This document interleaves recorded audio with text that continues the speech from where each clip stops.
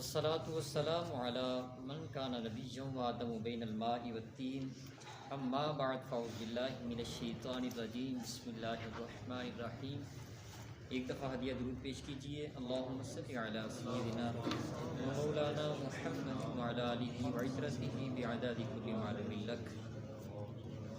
آج کا ہمارا درس قرآن سورہ بقرہ کی آیت نمبر 194 سے شروع ہو رہا ہے، 194۔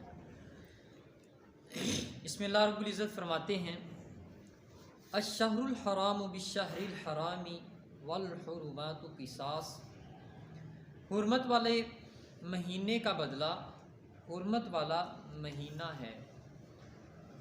فمن اعتدى علیکم فاعتدوا علیہ بمثل ما اعتدى علیکم، سو جو شخص تم پر زیادتی کرے تم بھی اس پر اتنی ہی زیادتی کرو جتنی اس نے تم پر کی۔ واتقوا اللہ واعلموا ان اللہ مع المتقین، اور اللہ سے ڈرتے رہو اور جان لو کہ اللہ ان کے ساتھ ہے جو اللہ سے ڈرنے والے ہیں۔ اس آیت کے جو پہلے والا حصہ ہے اس میں اللہ رب العزت نے فرمایا حرمت والے مہینے کا بدلہ حرمت والا مہینہ ہے۔ اس سے مراد کیا تھی؟ اس سے مراد یہ ہے کہ اللہ رب العزت نے جو حرمت والے مہینے تھے ان میں لڑائی کو حرام کیا تھا کہ ان مہینوں میں لڑنا نہیں ہے۔ وہ حرمت والے مہینے رجب، ذی القعدہ، ذی الحج اور محرم، یہ 4 مہینے تھے۔ ان میں اللہ رب العزت نے حرام کیا ہوا تھا لڑنا۔ یہ قرآن مجید کے نزول سے پہلے بھی دور جاہلیت میں بھی مشرکین کو بھی کفار کو بھی یہ پتہ تھا کہ ان دنوں میں یہ ملت ابراہیمی سے چلتا آ رہا ہے دستور کے یہاں پہ لڑائی نہیں ہوگی، تو حتی الامکان لڑائی سے بچا جائے گا۔ اب ہوتا یہ تھا کہ جب ان سے نہیں رہا جاتا تھا، کفار سے مشرکین سے ان پہ لڑنا لازم ہو جاتا تھا ان کے لیے، وہ ایسا کرتے تھے کہ حرمت والے مہینے کو یہ تصور کرتے تھے کہ یہ ہم اسے 1 مہینہ آگے لے جاتے ہیں۔ مثلا محرم میں انہوں نے لڑائی کرنی ہے، محرم کا مہینہ ہے اور انہوں نے لڑائی کرنی ہے۔ اب وہ یہ کریں گے کہ محرم کو اٹھا کے اگلے مہینے میں شفٹ کر دیں گے، یعنی کہ سفر کو انہوں نے کہہ دیا کہ اب محرم یہ ہوگا، سفر کے مہینے کو محرم تصور کر لیا۔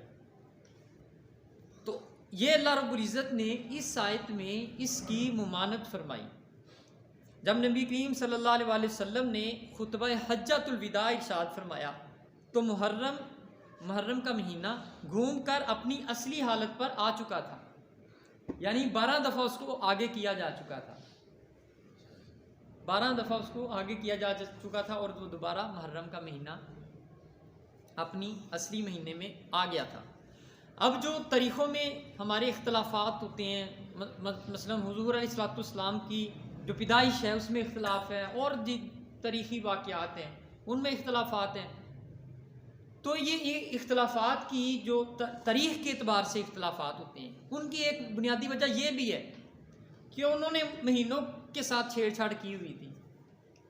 محرم کو ابھی یہ محرم کا مہینہ ہے لیکن وہ محرم کو 3 ماہ بعد منا رہے اور وہ اس کو حرمت کا درجہ دیا ہوا کہ یہ حرمت والا مہینہ اب محرم آ گیا، جب دل چاہے محرم بنا لیا۔ تو یہ اس کی پھر باقاعدہ ممانعت فرمائی اللہ رب العزت نے کہ اب ظاہر ہے کہ جب 1 مہینہ آگے کریں گے تو جو رمضان کا مہینہ ہے وہ تو پھر شوال میں چلا گیا، تو وہ اللہ رب العزت نے روزہ تو رمضان کی وجہ سے فرض کیا ہے، اس لیے اب اس کو آگے کرنا جائز نہیں رہا۔ جیسے کچھ سال پہلے 10-12 سال پہلے پاکستان کی گورنمنٹ نے 1 گھنٹہ آگے کر دیا تھا ٹائم، 1 گھنٹہ جو ہے وہ آگے لے جاتے ہیں ہم، مطلب جب 9 بجے تو ہم یہ تصور کریں گے کہ 10 بج گئے، خیالی پلاؤ۔ تو یہ کوئی 10 سال پرانی روش نہیں، یہ بہت پرانی روش ہے کہ اس طرح وقت کو آگے بڑھانے کی کوشش کرتے ہیں۔ تو اب یہ ہے کہ جب یہ 1 گھنٹہ ٹائم آگے بڑھا تھا اس وقت کچھ لوگوں نے مان لیا کہ ٹھیک ہے 1 گھنٹہ بڑھ گیا، گھڑیاں آگے کر لیں، لیکن کئیوں نے احتجاجاً وہیں پہ رکھا۔ ہماری نہیں سمجھ میں آتا کہ 1 گھنٹہ کیسے مینیج کریں آگے بڑھا کے، اب یہی وہاں بھی ہوا کہ جب وہ بڑھاتے ہیں، انہوں نے 1 مہینہ آگے بڑھا دیا، لڑائی کر لی، تو کئی ایسے قبائل وہاں پہ تھے جنہوں نے احتجاجاً نہیں بھی تسلیم کیا، وہ محرم والے مہینے کو ہی مانتے رہے۔ تو مورخین تو پھر ہر علاقے میں موجود تھے، پھر جس کے ہاں جو تاریخ تھی اس نے اس کے حساب سے لکھ دیا کہ یہ فلاں واقعہ اس تاریخ کو ہوا، فلاں واقعہ اس تاریخ کو ہوا، فلاں واقعہ اس تاریخ کو ہوا۔ اب جب وہ یکجا ہو کے جمع ہو کے ایک جگہ پہ آئے، مطلب 1400 سالہ پرانی تاریخ آتی ہے، اس میں وہ تاریخی اختلافات ملنا شروع ہو جاتا ہے، یہ اس تاریخ کو ہوا، اس تاریخ۔ عام الفیل ہے، عام الفیل جو ابرا حاکم کا جو واقعہ ہے جس نے وہ اس پہ چڑھائی کی مکہ المکرمہ پہ، اس کی تاریخ میں بھی اختلاف ملے گا کہ یہ کب ہوا۔ واقعہ حلف الفضول ہے، وہ اس میں آپ کو اختلافات ملے گا۔ جنگ فجار ہوئی جو اسلام سے پہلے، اس میں اختلافات ملے گا۔ تو یہ اختلافات کی یہ وجہ تھی۔ اب جس مورخ کے پاس جو تاریخ ہوتی وہ لکھ دیتا، تو اللہ رب العزت نے پھر اس کی ممانت فرما دی کہ یہ نہیں اب تم نے کرنا۔ حجۃ الوداع کے بعد وَأَنفِقُوا فِي سَبِيلِ اللَّهِ وَلَا تُلْقُوا بِأَيْدِيكُمْ إِلَى التَّهْلُكَةِ، اور اللہ کی راہ میں خرچ کرو، وَلَا تُلْقُوا بِأَيْدِيكُمْ إِلَى التَّهْلُكَةِ، اور اپنے آپ کو ہلاکت میں مت ڈالو، وَأَحْسِنُوا، اور نیکی کرو، إِنَّ اللَّهَ يُحِبُّ الْمُحْسِنِينَ، بے شک اللہ نیکی کرنے والوں سے محبت فرماتا ہے۔ تو اس آیت میں پہلے سے میں اللہ رب العزت نے فرمایا کہ میرے راستے میں خرچ کرو اور اپنے آپ کو ہلاکت میں مت ڈالو۔ تو یہ جو ہلاکت سے ڈالنا ہے، اس سے مراد حضرت ابن عباس رضی اللہ تعالیٰ عنہ فرماتے ہیں کسی آدمی کا اللہ کی راہ میں قتل ہو جانا یہ ہلاکت نہیں ہے، بلکہ ہلاکت کیا ہے؟ اللہ کے راستے میں مال کا خرچ نہ کرنا۔ یعنی جو صاحب حیثیت ہے، ایک بندہ اللہ کے راستے میں شہید ہو گیا، شریعت کی نظر میں یہ ہلاکت نہیں ہے۔ شریعت کی نظر میں کیا ہلاکت ہے کہ ایک بندے کو اللہ رب العزت نے نوازا، وہ اس کے اوپر بیٹھ گیا، نکلنے نہیں دیا وہاں سے، کچھ ضبط کر لیا سب، تو یہ اللہ رب العزت کے راستے میں نہ خرچ کرنا، اس کو ہلاکت حدیث پاک میں کہا گیا۔ حضرت برا بن عازب رضی اللہ تعالیٰ عنہ سے مروی ہے کہ حضور نبی رحمت صلی اللہ علیہ وسلم نے فرمایا کسی شخص کا گناہ کرنا اور پھر اس کی مغفرت سے مایوس ہو کر توبہ نہ کرنا، یہ خود کو ہلاکت میں ڈالنا ہے۔ یعنی ایک بندے نے کسی گناہ کبیرہ کا ارتکاب کیا اور پھر خود ہی یہ تصور کیا کہ اس گناہ کی تو توبہ ہی نہیں ہو سکتی، یہ اللہ نہیں معاف کرے گا اس گناہ کو جو میں نے کر دیا ہے، وہ توبہ ہی نہیں کرتا، یہ سمجھ کے کہ یہ بہت بڑا گناہ ہو گیا، اس کی نہیں معافی ہوگی، تو یہ بھی ہلاکت ہے، اپنے آپ کو اس نے خود ہی ہلاکت میں دھکیل دیا۔ حضرت ایوب انصاری رضی اللہ تعالیٰ عنہ سے مروی ہے مسلمانوں کا اپنے اہل و عیال اور مال و متاع کی دیکھ بھال میں مشغول رہنا اور اس شغل میں افراد کی وجہ سے جہاد کو ترک کر دینا، جہاد کو ترک کر دینا یہ خود کو ہلاکت میں ڈالنا ہے۔ پیچھے ہم نے کل جہاد کے متعلقہ آیات پڑھی، تو یہ یہاں پہ پھر یہ اسی آیت کے مفہوم میں جو ہلاکت کا تصور ہے کہ اپنے آپ کو ہلاکت میں مت ڈالو، اس میں بھی کہا گیا کہ اپنے وہ مال و متاع جو ہیں اس کے پیچھے ہے، اپنی نجی زندگی ہے اس میں وہ مگن ہے، جہاد کو ترک کر دیا ہے، تو گویا اس نے اپنے آپ کو ہلاکت میں ڈال دیا۔ تو کل بھی میں نے یہی گزارشات کی تھی کہ جہاد کو ہم نے ترک کر دیا۔ اخوت اس کو کہتے ہیں، چوبے کانٹا جو کابل میں، تو ہندوستان کا ہر پیر و جماع بے تاب ہو جائے، یعنی کابل میں کسی کو کانٹا چبھا ہے تو ہندوستان میں بیٹھا بوڑھا اور جوان بے تاب ہو جائے، اس کو اخوت کہتے ہیں۔ اخوت کا مطلب پتہ ہے نا، بھائی چارہ، جس کو حضور علیہ الصلوۃ والسلام نے بھی قائم فرمایا۔ قرآن نے کہا انما المؤمنون اخوہ، کہ مومنین آپس میں بھائی ہیں، تو بھائی چارے کا مطلب یہ ہے۔ لیکن اب ہماری جو روش ہے اس میں یہ کہ جہاد تو ہم نے ترک کر دیا، سلیبس سے اس کو نکال دیا، اس کی جہاد کی تبلیغ ہم نے چھوڑ دی، ڈر گئے، پریشر میں ہیں ہم، اور اس کا جو ہمیں بدلہ مل رہا ہے، نعم البدل مل رہا ہے، وہ یہ کہ ہر پلیٹ فارم پہ ہمیں مار پڑ رہی، اب ایک چور گھر میں گھس آئے، چور گھر میں گھس آئے، ایک کمرے کو اس نے لوٹنا شروع کر دیا ہے، آپ دوسرے کمرے میں بیٹھے، آپ یہ انتظار کریں اگر کہ یہ اس کمرے میں آئے گا تو پھر میں کوئی مزاحمت کروں گا، تو یہ بیوقوفی نہیں ہے؟ وہ گھر میں گھس گیا تو آپ جس کمرے میں بھی ہیں نکلیں، اسے روکیں، ورنہ وہ آپ کے بھی کمرے میں آئے گا، آپ کچھ نہیں کر سکیں گے۔ تو اگر کسی بھی ایک خطے میں مسلم ہے، کفار کی جب گولی چلتی ہے تو وہ نہیں دیکھتے کہ پاکستان کا مسلم ہے یا یہ انڈیا کا مسلم ہے یا بنگلہ دیش کا مسلم ہے، مسلم ہے، یہ تو لا الہ الا اللہ محمد الرسول اللہ پڑھتا ہے، اس کو تو اس سے ہے تکلیف۔ یہ جو فاقہ کش موت سے ڈرتا نہیں ذرا، روح محمد اس کے بدن سے نکال دو، فکر عرب کو دے کر فرنگی تخیلات، اسلام کو حجاز یمن سے نکال دو، افغانیوں کی غیرت دین کا ہے یہ علاج، ملا کو ان کے کوہ دمن سے نکال دو۔ مولوی کٹ دو افغانستان چو، پیچھے سارا ماحول ساڈا ہی ہے۔ ان کا تو یہ اقبال کہتے ہیں میں وہاں پہ رہ کے آیا ہوں، یہ جو شعر ابھی میں نے پڑھے ہیں نا، یہ اصل میں اقبال کہتے ہیں میں یورپ میں رہا، میں نے وہاں پہ کیا دیکھا، وہ کیا پلاننگ کر رہے ہیں، اقبال نے بتایا وہ یہ پلاننگ کر رہے ہیں، وہ کہتے ہیں یہ جو فاقہ کش موت سے ڈرتا نہیں ذرا، یہ فاقہ کش موت تو نہیں ڈرتے، روح محمد ان کے بدن سے نکال دو، فکر عرب کو دے کر فرنگی تخیلات، عرب میں شراب خانے کھول دو، عرب میں جوے خانے کھول دو، عرب میں فاشی کے اڈے کھول دو، فکر عرب کو دے کر فرنگی تخیلات، اسلام کو حجاز و یمن سے نکال دو، افغانیوں کی غیرت دین کا ہے یہ علاج۔ کہتے ہیں افغانی بڑے غیرت مند ہے دین میں، افغانیوں کی غیرت دین کا ہے یہ علاج، ملا کو ان کے کوہ دمن سے نکال دو، جو مولوی بیٹھے ہیں نا ان میں، ان کو نکالو، پھر ان کی جو غیرت دینی ہے وہ مر جائے گی آہستہ آہستہ۔ اس کے اوپر وہ کام کر رہے ہیں اور وہ بڑی حد تک کامیاب ہے، اس کے اوپر کام کر کے وہ بہت حد تک اپنے جو عزائم ہیں ان کو وہ پانے میں کامیاب ہو گئے۔ تو بہرحال اس کے بعد اللہ رب العزت نے اگلی آیت میں فرمایا وَأَتِمُّ الْحَجَّ وَالْعُمْرَةَ لِلَّهِ، اور حج اور عمرہ کو اللہ کے لیے پورا کرو۔ فَإِنْ أُحْصِرْتُمْ فَمَا اسْتَيْسَرَ مِنَ الْحَجِّ، سو اگر تم حج یا عمرہ سے روک دیا جائے، تمہیں حج یا عمرہ سے روک دیا جائے تو جو قربانی تم کو آسانی سے حاصل ہو وہ بھیج دو، یعنی قربانی بیچی بھی جا سکتی ہے۔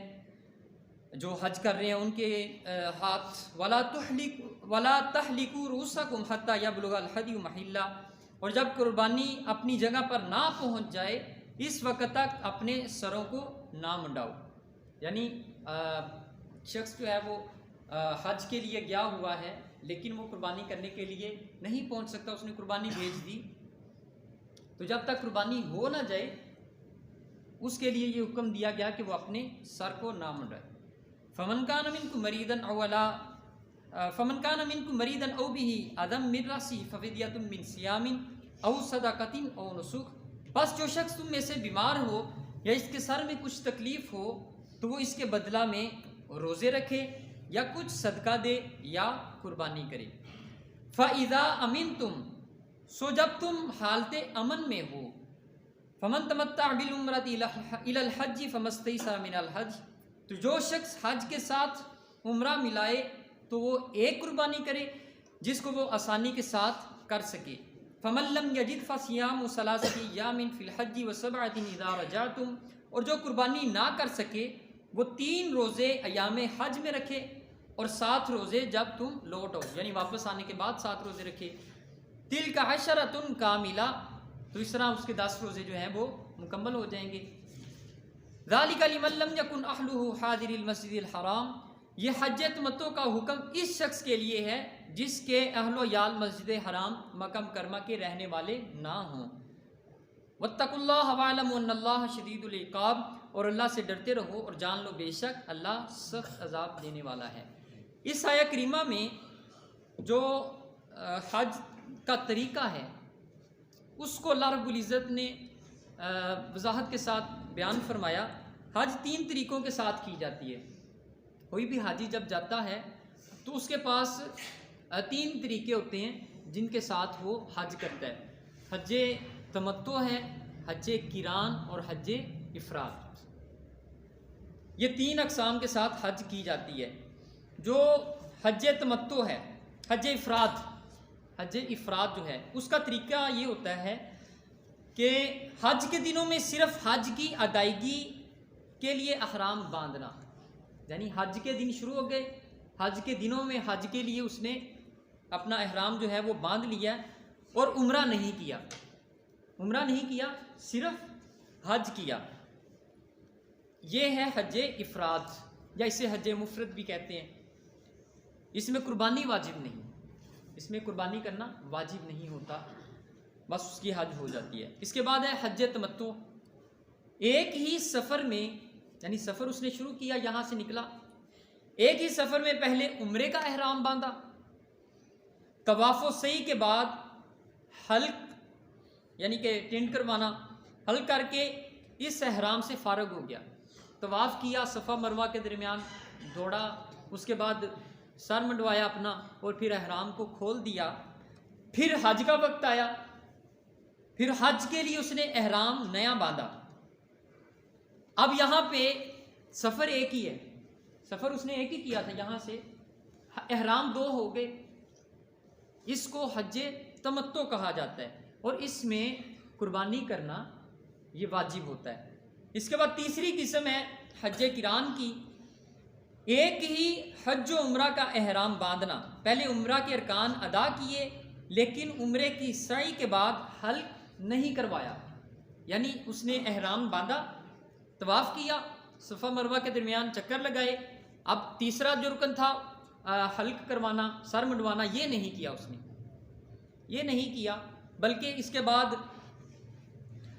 طواف قدوم اور حج کی سعی کرنے کے بعد بدستور حالت احرام میں رہا، یہاں تک کہ ایام حج میں حج کے ارکان ادا کر کے حلق کروایا اور پھر احرام سے فارغ ہوا.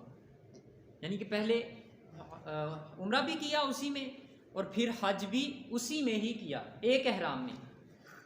تو یہ ہے حج قران. اب اس میں بھی قربانی کرنا واجب ہے، اس حج میں بھی قربانی لازم ہے. اور احناف کے نزدیک جو افضل حج ہے ہمارے نزدیک وہ حج قران ہے، لیکن بالعموم جو پاکستان سے جاتے ہیں یہ حج تمتع کرتے ہیں. تو اگر ممکن ہو سکے تو حج قران ہی کیا جائے. تو اس آیت میں اللہ رب العزت نے یہ حج کے طریقوں کے متعلق ارشاد فرمایا. اس کے بعد جو احرام کی کچھ ممنوعات ہیں کہ جب آپ نے احرام باندھا ہوا ہے تو اس کے لیے مطلب جماع سے منع کیا گیا، یعنی عمل زوجیت نہیں کر سکتے، کسی قسم کا گناہ نہیں کریں گے، حتی الامکان بچیں گے. کبیرہ گناہ سے تو بالکل، اور صغیرہ سے بھی بچیں. لڑائی جھگڑا نہیں کرنا، خشکی کے جانوروں کو شکار نہیں کرنا، نہ ہی اس کی طرف اشارہ کرنا ہے، دلالت بھی نہیں کرنی، مطلب کسی کو بتانا بھی نہیں وہ دیکھیں شکار کسی سے. اس کے بعد قصدن یا بلا قصدن، جان بوجھ کر یا انجانے میں ہی خوشبو نہیں لگائے گا، خوشبودار صابن سے نہیں نہائے گا. اس کے علاوہ ناخن نہیں کاٹے گا، چہرے کو نہیں ڈانپے گا، چہرہ کا بعض حصہ مثلاً منہ یا ٹھوڑی کو ہتھیلی سے نہیں ڈانپے گا، یوں بھی نہیں کرنا،